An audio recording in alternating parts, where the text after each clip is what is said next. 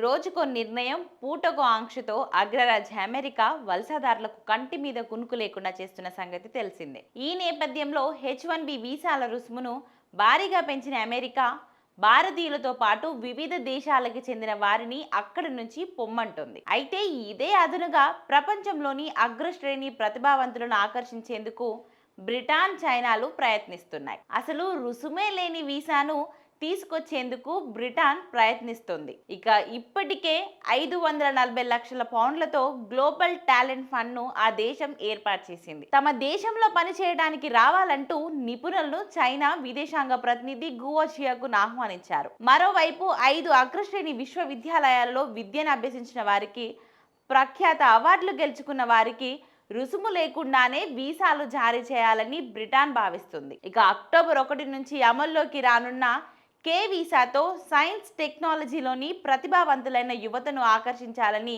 China లక్ష్యంగా పెట్టుకుంది. ఈ వీసాలను పొందాలంటే దేశీయంగా ఉన్న ఏ ఉద్యోగి లేదా సంస్థ అయినా ఆహ్వానాన్ని పంపించాల్సిన అవసరం లేదు. So choice is yours.